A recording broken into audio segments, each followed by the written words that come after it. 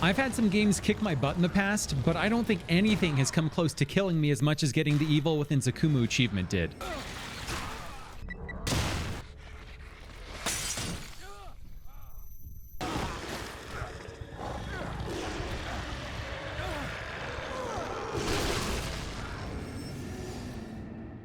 If you have no idea what a Kumu mode is, it means nightmare in Japanese. But in this instance, it means literally everything that can deal damage will kill me in one shot, which is basically the same thing. So I just have to get through all 15 chapters of The Evil Within knowing that a kick to the shin can and will kill me. Luckily, I played through The Evil Within a handful of times before, so I knew a couple things getting into this run. The first thing is that Sebastian has the cardio of an asthmatic smoker, so I need to upgrade his stamina as soon as possible. The second thing is that the flash bolts for the Agony crossbow are insanely good for like 90% of the enemies in the entire game, so those need to be maxed out by chapter 6 and you'll see why. Oh, and matches are one of the most useful items in the game. I actually saved so much ammo by using matches, I only wish matches worked this well in real life. For fires and stuff, not for people. But yeah, so I made sure to gel those up early on too. Speaking of gel, I went after all the locker keys, which really helped me get a little bit ahead early on, if that's even possible in Akumu, and later on in the game, they helped me absolutely dominate the last couple chapters. I think that covers just about all our bases, so let's get to it.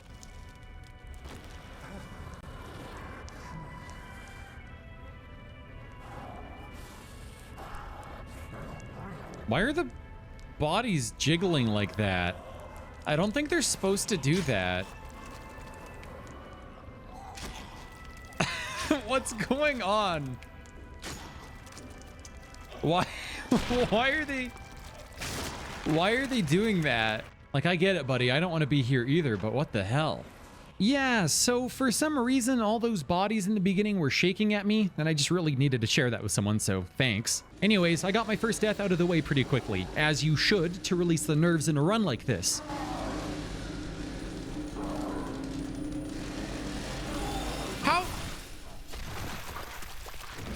How does he see me immediately?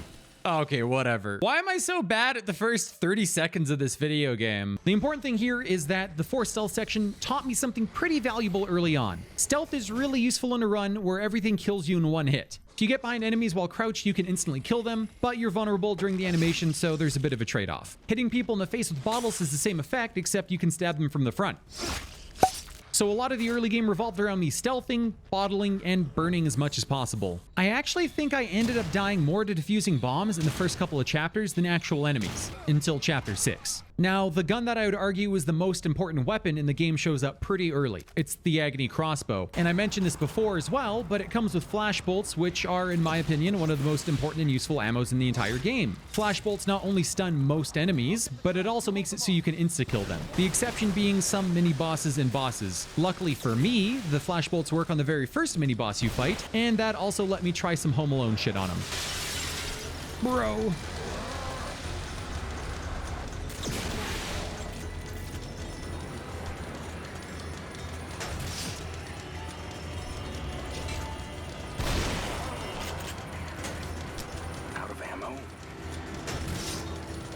Does that not hurt him? And not too long after that, the flash bolts come in clutch again, this time against a whole arena of guys. Like seriously, there's so many rooms that you can just flash bolt to solve a lot of your problems. So if you think that there's a fight or two I left out in this run, it's safe to assume I just flash bolted. Like this fucking place, because Joseph is kind of useless.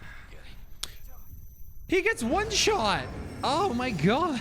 So a nice thing about the first boss fight in The Evil Within is that she kills you in one shot, regardless of the difficulty you play on, I think. I just ran from body to body because she just spawns at whatever corpse is closest to Sebastian. And then I lit her up. Hell yeah. Okay, so this is chapter 6, and it was absolutely the hardest part of Akumu for me. What? Oh, wrong button. I meant to pull out my pistol. Oh no, I only hit one.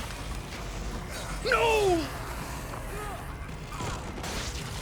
Shoot! For fuck's sakes! Oh my god. The only reason I made it through this was the maxed out flash bolts. This whole area is on a timer, and it doesn't matter how many enemies you kill. You can literally just flash them from the start to the finish if you don't want to struggle. If you die in the second room, it sends you back to the first, and I got stuck doing that for a while. Eventually, I said fuck it, and I used a lot of flash bolts, and it was absolutely worth it.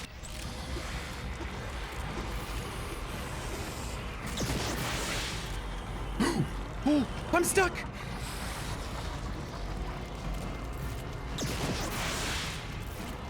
Please, Joseph! Please, Joseph! Sebastian, let's go. Looks like we're out. I'm gonna throw up. I'm gonna throw up. I'm so sweaty, I stink. Once I was through that 2 hours of living hell, I got the second most useful weapon in the game, the sniper rifle. So I started dumping gel into the sniper damage because it became my boss go bye-bye gun, like for this guy.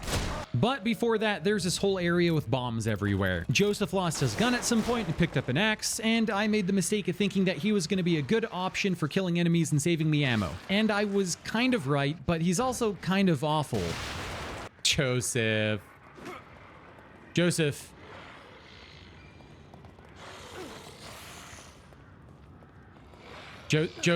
Joseph.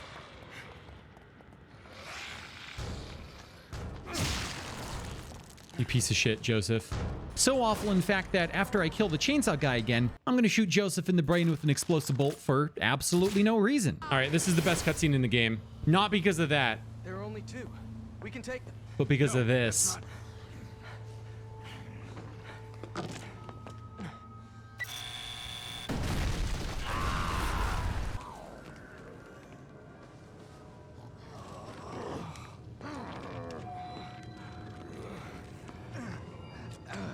Joseph.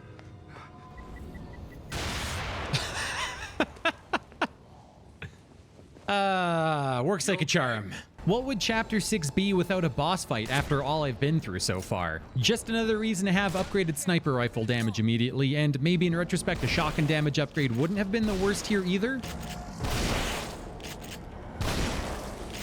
And with that boss fight behind me, it was time for another boss fight. What the fuck? Seriously? Oh, okay, so now I'm fighting a dog that pretty much only leaps at me in a straight line, but apparently there's a cheeky bear trap here on a Kumu. I love it. So there's two phases to this fight. One where I had to deal enough damage to get a cutscene, and then another phase where Joseph loses his glasses and you have to grab them because he can't see without his glasses. At this point, I was at the end of an 8-hour stream and also at the end of my wits, so I said fuck it, I grabbed the glasses and I didn't kill the dog. This next chapter was considerably easier. It's just a lot of running through ruins littered with booby traps. The end of this chapter has what I think is the coolest boss in the game though, the Keeper. Now he's not particularly tanky or anything, but I did learn not to shoot him or anything else for that matter with explosive bolts when they're in kissing range.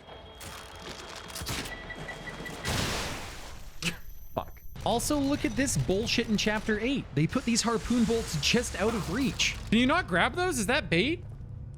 No way. We'll try it from the other side.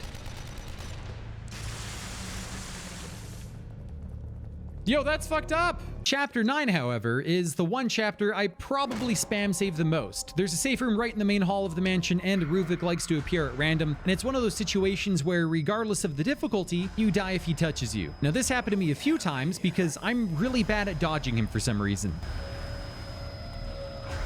Oh, that scared the shit out of me. I can't run past him in here. This is kind of fucked up. Don't touch me. One chase sequence later, and it's another boss fight. Looking back at all this, I didn't really realize how boss heavy this game was. Lucky for me, flash bolts are the answer to all of my problems. After a couple of waves of flash bolts, avoiding the blood monster, and not running into the fire, this fight is over. There we go. Okay. Whew. The next chapter is a bit of a doozy. It's the closest I've ever been to feeling like I was in a saw trap, and I also found out that Sebastian stands up for a split second when he goes to disarm a bear trap.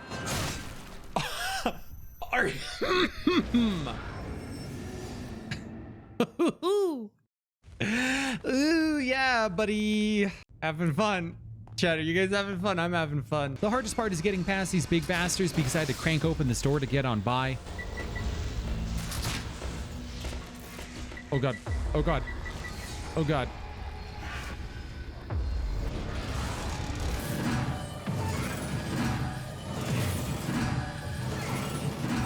Sebastian, no, Sebastian! I reckon I probably could have tried and fought them with some elaborate agony crossbowing, but I ended up sneaking past them with agony crossbowing.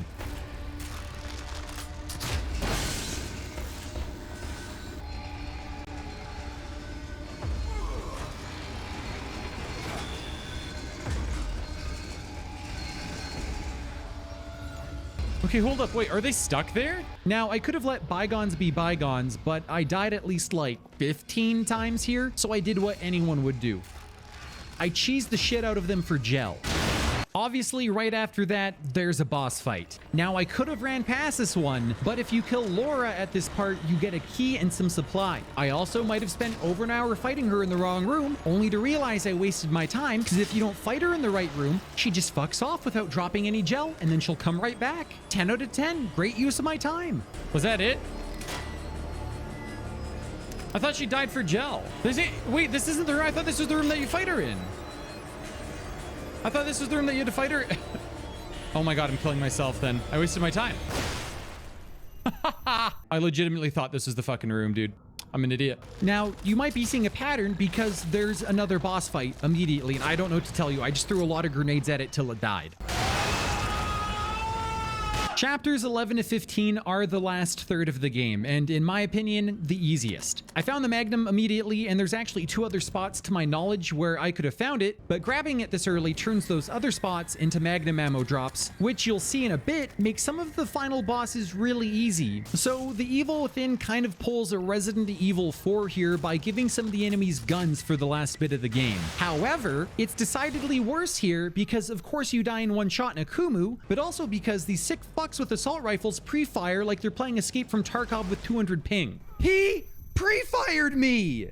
What the fuck? The door opened and he shot. I was worried about this part turning into like another chapter 6 debacle for me, but besides Mr. Pre-fire, this bit was surprisingly easy.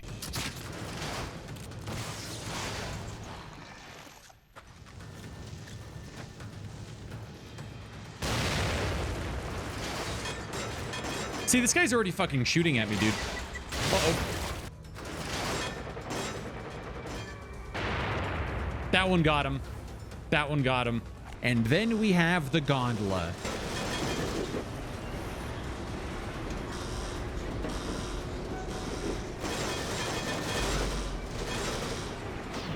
Do I have any grenades left? I do. Oh, shit.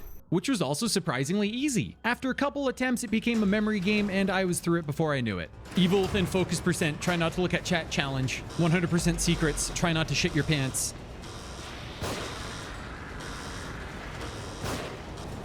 Okay, well, no. There we go.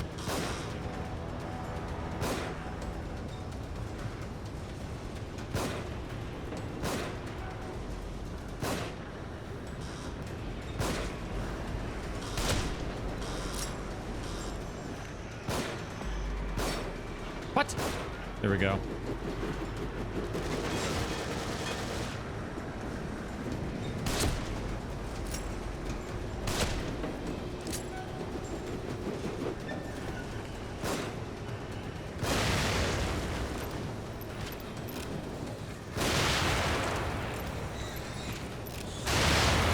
Are we good?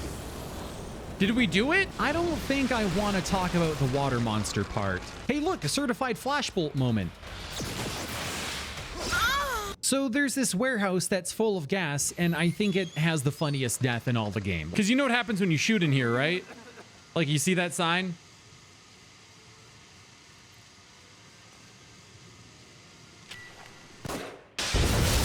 I decided pretty early on that I wasn't going to upgrade my harpoon bolts all the way, regardless of how tempting it was to have fire bolts, but it ended up being pretty useful in here. Hey, hypothetically speaking, a harpoon bolt is just a harpoon. Yo!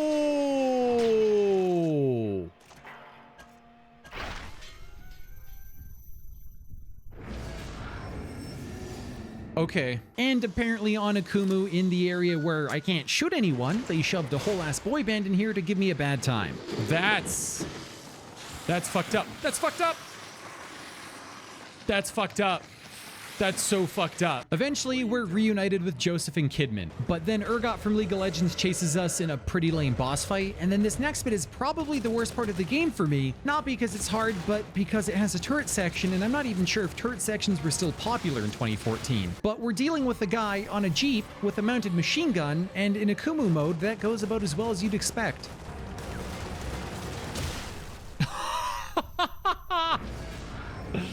Holy shit. Okay, wait, hold up. Do I just zigzag? I think I zigzag. Now I'm just gonna cut to the chase because I spent way too much time trying different ways to deal with this to realize that I could just use a flashbolt and run past this part. So he's like, I gotta get on that turret, right? Or I gotta get on that machine gun. Is it possible just to like maybe not and just like run past everybody?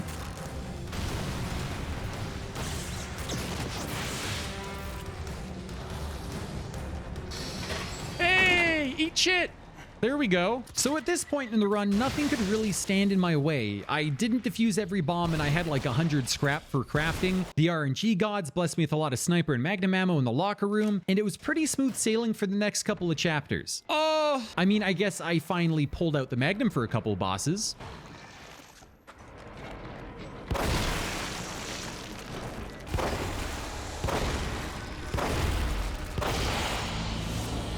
The last chapter for The Evil Within is kind of a mess. The first thing I had to deal with was an arena, and with the abundance of supplies I saved up, it was a massacre.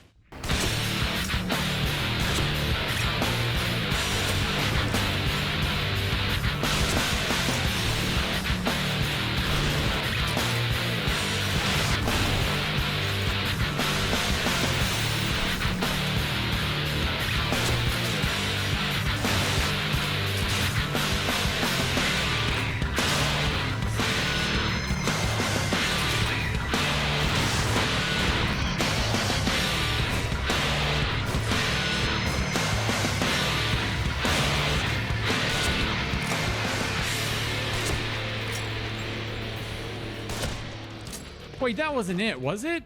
And then the game pulls the Silent Hill 2. Except instead of 2 pyramid heads, we have 2 keepers, and it turns out that they might be allergic to the Magnum. Golly, I sure hope this isn't a hard fight.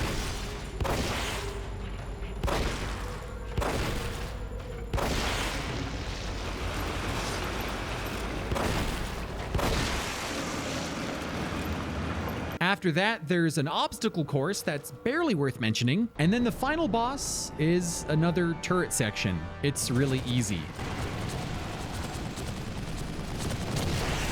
In true survival horror fashion, I fired some RPGs at Ruvik, and that was it. Oh, I got him!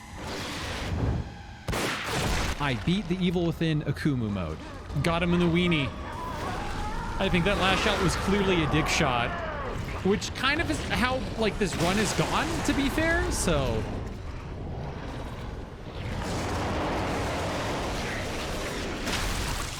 Achievement? Achievement! Achievement! We did it. We did it. We got it. All it took... Let's see what it took. Let's see what it took.